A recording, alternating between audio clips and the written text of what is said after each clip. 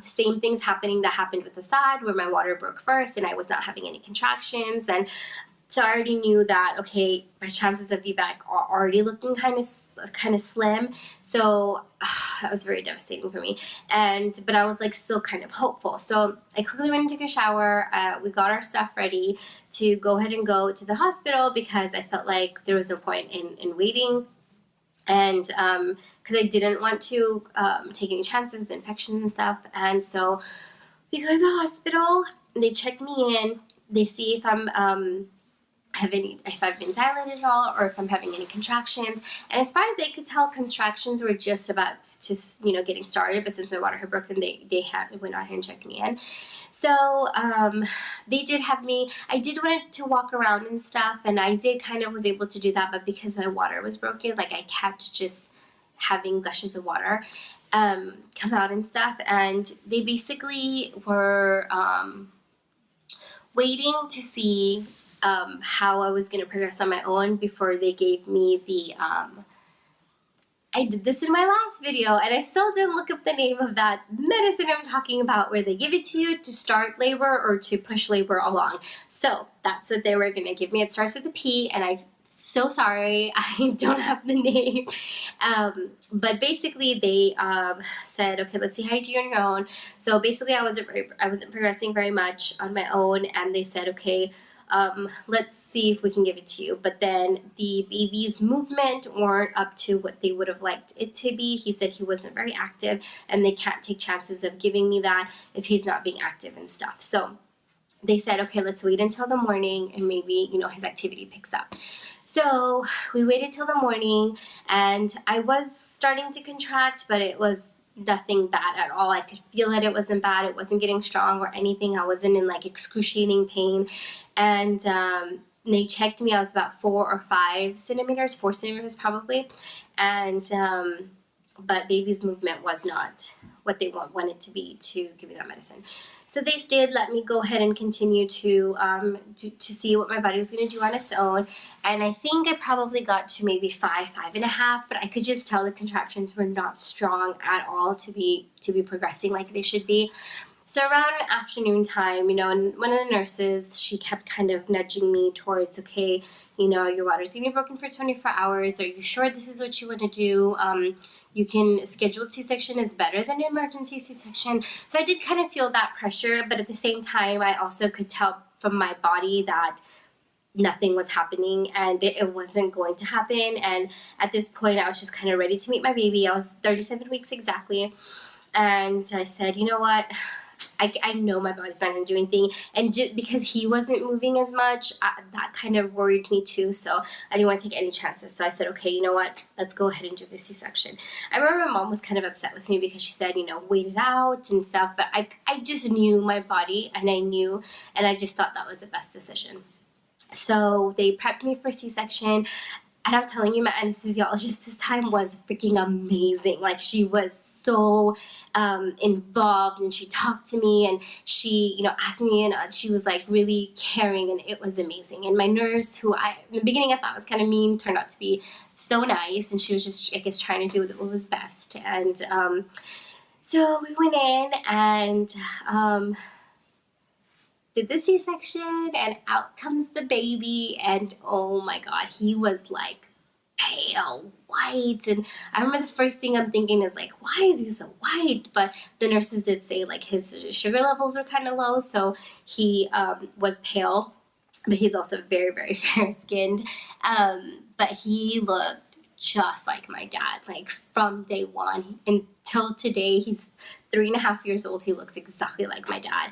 And he just was perfect. Like, he was just perfect. Even at 37 weeks, he was 6 pounds, 3 ounces. He was 19 3/4 inch long. And they did take him to the nursery to try to get his sugar level or breathing or something. His breathing is still off, so they wanted to keep monitoring that. So they had me in recovery, and I had barely seen him. He's already in the nursery.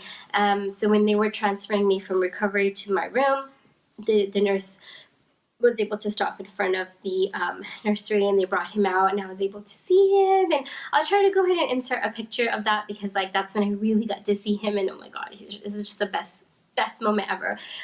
So as soon as I get to my room, they told me to go ahead and rest and stuff. So I was able to fall asleep and get a few hours of rest. But, you know, when I woke up, I wanted to nurse, but they couldn't let me because his, you know, breathing and stuff, they were doing all these tests on him. And then when his breathing did level up, they said that he had like a minor infection, but they didn't want to take any chances. So they went on ahead and transferred him to the NICU so he could have, they were going to do 7 days of antibiotics. So at this point, I'm so sad that my baby's in the NICU, even though he's not like sick. They just want to keep him in there to give him antibiotics. My OB did later tell me that, you know, they're very they take every precaution, and the infection wasn't like anything big, but they wanted to go ahead and do the antibiotics to make sure that, you know, just to clear everything out.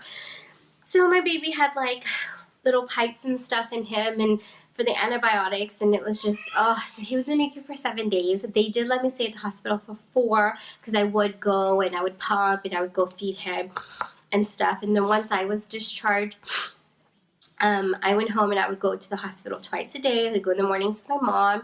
I would give them the pumped milk, and I would breastfeed him. And then I would go in the evenings with my husband. And it was like so sad. Like, even though I knew he was going to come home with me eventually, even though I knew like he was going to be my baby forever and be with me, and it was just so sad to, like, when you're leaving and you turn around and you look at the little baby and you know he's not coming home with you, like, and leaving the hospital to go home, and you're not like, and I mean, I knew that he was still, you know, he's there, and I'm going to take him eventually. It was still very sad.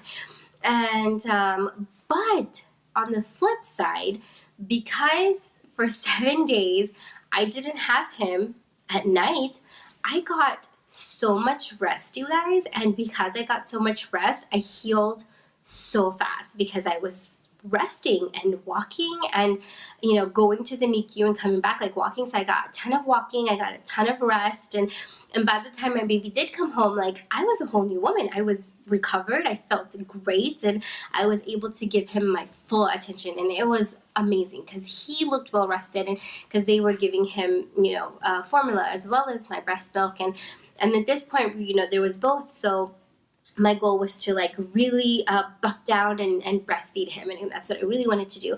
And I remember we supplemented until he was about 2 months, and then, you know, I tried everything. I was taking fenugreek. I was putting fenugreek in all my food, as well as taking the pills. I was drinking warm liquids throughout the day. I was drinking mother's milk tea like 3 times a day. I was eating everything that they tell you to eat. I was drinking a ton of water. Like, what everyone told me, I did. I also went to a lactation consultant, and one thing she did say, because I wasn't producing enough milk, because he always had to be topped off with formula, is that I should feed him on one side and pump on the other.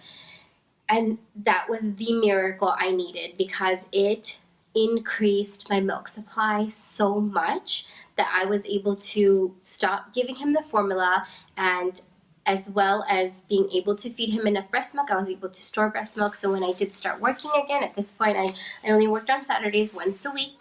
So it was enough for him to be okay for that. So that happened for about 6 months, and then right around 6 months, I decided I was going to go to India, take him, and spend some time there. So, and when I came back, I knew I wanted to just go ahead and be a stay-at-home mom, because I also knew I was going to want another kid, another baby, because I wasn't done having babies. And so that's when I officially quit my job at the salon, and at 6 months is when I started giving Amar solids and stuff, and I continued to nurse him till he was about 14 months, and that's when I weaned him off, and he is an amazing 4-year-old. He is, no, 3.5-year-old. I keep thinking he's 4. He's 3.5, and he is just like 159% boy. Like, he is all boy. He loves to be rough and fight, and he loves dinosaurs and Mario and Bowser. Like,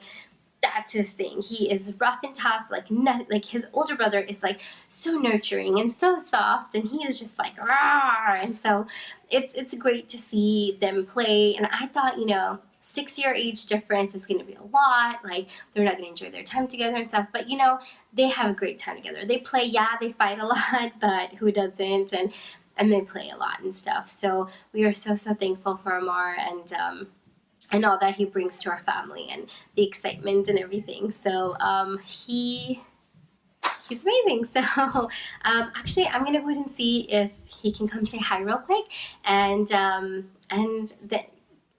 I'll talk to you guys later. I'll make another video soon, and please subscribe if you haven't. Like this video if you liked it, and I'll see you guys later. Okay, bye.